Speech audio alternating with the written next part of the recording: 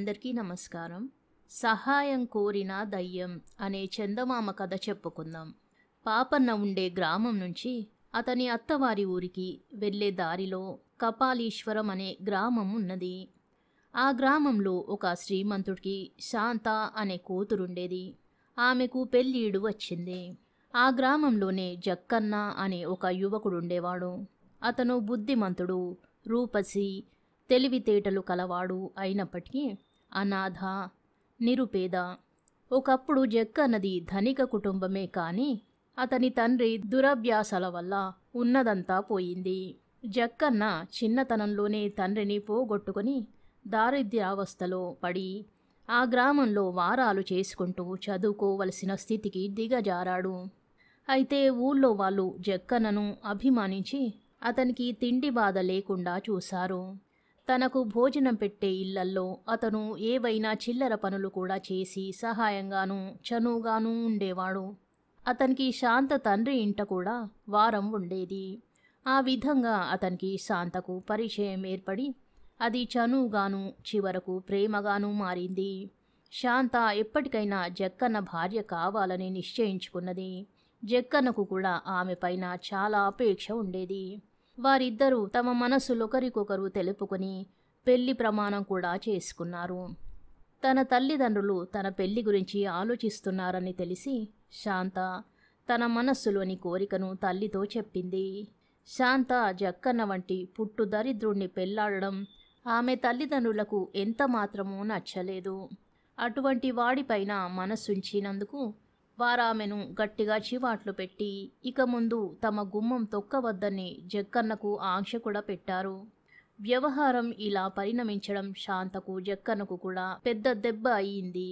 కానీ వారి మనసులు మాత్రం మారలేదు. జక్కన్న ఆ గ్రామం వదిలిపెట్టి రాజధానికి వెళ్ళిపోయి రాజుగారి కొలువులో చేరే అవకాశం సంపాదించుకున్నాడు. అతను కపాలీశ్వరానికి తిరిగి వచ్చి శాంత తండ్రి ఇంట పనిచేసే ఒక ముసలి దాసిని కలుసుకుని శాంతకు రహస్యంగా ఒక వార్త చెప్పాలి. నాకు ఆ స్థానంలో ఉద్యోగం దొరుకుతున్నది. ఇవాళ రాత్రి శాంత 2 జాముల వేళ సత్రం దగ్గరికి వచ్చినట్టయితే నేనక్కడ వేచి ఉంటాను. తర్వాత మేమిద్దరము రాజధానికి వెళ్ళి అక్కడ పెళ్లి చేసుకుంటాం. ఈ మాట శాంతకు చెబుతావా అన్నాడు. దాసీది సరేనన్నది. దాసి దాని ద్వారా జక్కన్న సందేశం అందుకుని ఆ రాత్రి శాంత తన నగలు కొద్ది బట్టలు మూట కట్టుకుని సరిగ్గా నడి రాత్రి వేళ బయలుదేరింది. కానీ ఆమె ఇంకా ఇంటి ఆవరణ దాటకముందే తల్లిదండ్రులకు దొరికిపోయింది. తల్లి ఆమెను నానా మాటలు అన్నది. తండ్రి కొట్టాడు కూడా. ఆమె తమ వంశానికి అపకీర్తి తెస్తున్నదని ఇద్దరూ ఆడిపోశారు. ఆ తరువాత ఆమెకు ఇల్లే చెరసాల అయిపోయింది. ఆ రాత్రి జక్కన్న సత్రం అరుగుపైన కోడి కూసిన దాకా శాంత కోసం ఎదురు చూసి నిరాశ చేసుకుని రాజధానికి బయలుదేరి వెళ్ళిపోయి కొలువులో చేరాడు. తరువాత కొద్ది రోజులకే ఆ రాజుకు పొరుగు రాజుతో చిన్న యుద్ధం తటస్థించింది. జీవితంపైనే విరక్తి చెంది ఉన్న జక్కన్న ఆ యుద్ధంలో చావుకు వెరవకుండా పోరాడి తీవ్రంగా గాయపడి చాలా రోజులు మంచంలో ఉండి చికిత్స పొందాడు. ఈ లోపల శాంతకు తల్లిదండ్రులు పెళ్లి చేసేసి ఆమె బాధ్యత వదిలించుకోవడానికి విశ్వ ప్రయత్నాలు చేశారు. కానీ అవి ఫలించలేదు. సంబంధాలు రాలేదు. ఆమెకు జక్కన్నకు మధ్య ప్రేమ ఉండిన సంగతి ఎవరికీ తెలియదని వాళ్ళు అనుకున్నారే గాని అది వరకే ఊరంతటికీ తెలిసిపోయింది. అందుచేత శాంతను పెళ్లాడడానికి ఎవరూ వచ్చారు కాదు.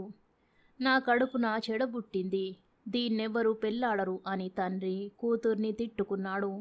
వ్యవహారం ఇంతదాకా వచ్చాక తన కూతుర్ని ఆ జక్కన్నకే ఇచ్చి చేద్దామన్నా అతని జాడ తెలియలేదు.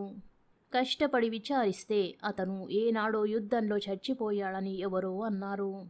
ఆ దుర్వార్త వినగానే శాంత ఆత్మహత్య చేసుకోవడానికి నిశ్చయించుకున్నది.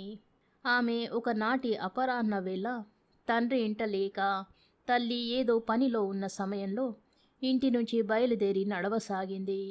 సూర్యాస్తమయం వేళకు ఆమె ఒక నిర్జన ప్రదేశంలో ఉన్న ఒక పెద్ద చెరువు వద్దకు వచ్చి అందులో పడబోయింది. కానీ ఆమెను ఎవరో వెనక్కు తోసినట్టయింది. అయ్యో అంటూ ఆమె చెతగిలబడి చుట్టూ చూసింది. అయితే ఎవరూ కనిపించలేదు. ఆమె మళ్ళీ లేచి చెరువుకేసి పరిగెత్తబోయింది. మళ్ళీ ఎవరో వెనక నుంచి లాగినట్టయింది. ఆమె మళ్ళీ చతికిలబడి చుట్టూ చూసింది. ఎక్కడా ఎవరూ కనిపించలేదు. మూడోసారి కూడా అలాగే జరిగేసరికి అయ్యో నన్ను చావని అని గట్టిగా అరిచింది. అదే సమయంలో పాపన్న తన అత్తగారి గ్రామం వెళ్ళి బండి మీద తిరిగి వస్తూ శాంత పెట్టిన కేక విన్నాడు. బండి దగ్గరికి రాగానే అతనికి చెరువు గట్టు మీద చతికిలబడి ఉన్న శాంత కనబడింది. పాపన్న దారిలో బండి ఆపించి దిగి ఆమెను సమీపించి, ఎవరమ్మా నువ్వు? ఇక్కడ ఒంటరిగా ఏం చేస్తున్నావు? ఇప్పుడు గట్టిగా అరిచినట్టున్నావు దేనికి అని అడిగాడు. శాంత దాచకుండా తనకు వచ్చిన కష్టమంతా చెప్పుకున్నది. అమ్మా, ఆత్మహత్య మహాపాపం. నీకు నీ తల్లిదండ్రుల ఇల్లు నరకంలాగుంటే మా ఇంటికి వచ్చి ఉండు. నీకే కష్టము బాధ లేకుండా నేను కాపాడతాను అన్నాడు పాపన్న. శాంతకు పాపన్నను చూస్తున్న కొద్దీ అతను తప్ప తనకెవరూ ఆప్తులు లేరనిపించింది. ఆమె వాళ్ళ ఇంటికి అతని వెంట వెళ్ళడానికి ఒప్పుకున్నది. అప్పటికే చీకటి పడుతున్నది. సమీప గ్రామానికి పోవాలన్నా 4-5 మైళ్ళు వెళ్ళాలి. చెరువుకు ఇవతల పక్కన ఒక పురాతన భవనం ఉన్నది. పాపన్న శాంతను బండిలో ఎక్కించుకొని ఆ భవనం దగ్గరికి తోలుకుపోయాడు. అప్పుడే చంద్రోదయమైంది. భవనం పాడుపెట్టి ఉన్నదే గాని శిథిలం కాలేదు. ఇంటి ముందు అక్కడక్కడ పిచ్చి మొక్కలు, గడ్డి తుప్పలు ఉన్నాయి. పాపన్న దీపం వెలిగించి బండి నుంచి వంట సామాగ్రి దింపి రాళ్ళు పెట్టి పొయ్యి ఏర్పాటు చేసి చెరువు నుంచి నీరు తెచ్చాడు. ఇద్దరూ చేరి తేలికగా వంట చేసేశారు. ఇంటికి పెడగా ఉన్న దారి వెంట గుర్రం మీద వెళ్ళే ఒక పెద్ద మనిషి ఆ ఇంట దీపం వెలుగుతుండడం చూసి, ఎవరండోయ్, ఆ దయ్యాల కొంపలో ఉండకండి, చచ్చిపోతారు అని హెచ్చరించి తన దారిన వెళ్ళిపోయాడు. పాపన్నకు దయ్యాల భయం లేదు. శాంతనడిగితే చావడానికే సిద్ధమైన దాన్ని నాకేం భయం అన్నది. నిన్ను చెరువులో పడకుండా ఆపినది ఈ ఇంటి దయ్యమే అయి ఉంటుంది. అది మంచి దయ్యమే అయి ఉండాలి అన్నాడు పాపన్న. వాళ్ళిద్దరూ తేలికగా భోజనం చేసి ఇంటి ముందు వసారాలో చెరొక పక్క నడుములు వాల్చి పడుకుని నిద్రపోయారు. అర్ధరాత్రి వేళ ఎవరో మాట్లాడిన అలికిడి అయి పాపన్న, శాంత కూడా కళ్ళు తెరిచి చూశారు. ఒక తెల్లటి ఆకారం గాలిలో తేలి ఉండడం వారిద్దరికీ కనిపించింది. దాన్ని చూసి శాంత కెవ్వున అరిచింది. భయపడకు తల్లి, నేను నీకేమీ అపకారం చెయ్యను అన్నదా ఆకారం. పాపన్న లేచి కూర్చుని, ఎవరయ్యా నీవు? నీకేం కావాలి అని అడిగాడు. నాకొక్క ఉపకారం చెయ్యాలి నాయనా. నేను ఇంటి యజమాని అయిన గోపన్నను. ఇప్పుడు పిశాచంగా ఉన్నాను. ఈ అమ్మాయి నా మనవడి భార్య. ఈమె భర్తను తెచ్చి ఇద్దరిని ఈ ఇంట కాపురం పెట్టాలి. అంతదాకా నాకీ పిశాచపు బ్రతుకు తప్పదు. ఆ పని చేసి నీవు పుణ్యం కట్టుకున్నావంటే నాకు విమోచనం కలుగుతుంది అన్నదా ఆకారం. సహాయం చెయ్యడానికి నేను సిద్ధమే గాని ఈ ఇంట ఎవరు గాని ఇలా కాపురం ఉంటారు అని పాపన్న అడిగాడు. నాయనా, ఈ ఇల్లిలా ఉండడానికి నేను తప్ప మరో కారణమేమీ లేదు. ఈ ఇంట అంతులేని ధనమున్నది, నిక్షేపమంటి ఇల్లు. నా కథ చెబుతాను విను అంటూ పిశాచం తన కథను ఇలా చెప్పింది. 30 ఏళ్ల క్రితం నేను ఈ ఇంట గోపన్న ప్రభు అనే పేరుతో మహావైభవంగా బతికాను. నా కొడుకు చెడ్డ సావాసాలు మరిగి నన్ను తృణీకరించి ధనం నీరులాగా వ్యయం చెయ్యసాగాడు. నేను నా స్వార్జితమంతా వెండి బంగారాలుగా మార్చి ఈ ఇంటి నట్టింట పాతిపెట్టాను. ఆ రహస్యం నాతోనే పోయింది.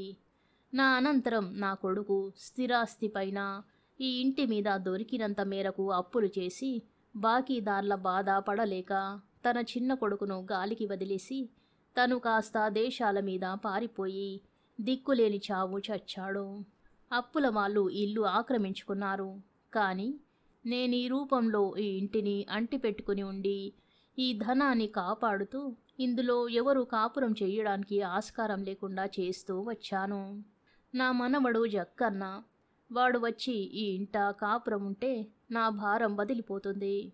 ప్రయాణికులు ఈ ఇంటి సంగతి తెలియక ఇక్కడికి వచ్చినప్పుడల్లా నా మనవన్ని తీసుకురమ్మని వాళ్ళను అడుగుతూ వచ్చాను. అందరూ దడుచుకుని పారిపోయారు. ఒక్కరూ నాకు సహాయం చెయ్యలేదు. నా అదృష్టం కొద్దీ ఇవాళ నా మనవడి భార్యే ఇటుగా వచ్చింది. ఆమె చెరువులో పడకుండా కాపాడాను. అంతా విని పాపన్న, నీ మనవడు జక్కన్న ఎక్కడుంటాడో అన్నాడు. వాడు రాజధానిలో ఉన్నాడు. చికిత్స పొంది ఇప్పుడు ఆరోగ్యవంతుడుగా కూడా ఉన్నాడు అన్నది పిశాచం. నువ్వే వెళ్ళి నీ మనవడితో ఇదంతా చెప్పలేకపోయావా అన్నాడు పాపన్న. నేను పాతిపెట్టిన ధనం నా మనవడికి చెందాలన్న దిగులుతోనే కదా నేను పిశాచమయ్యాను.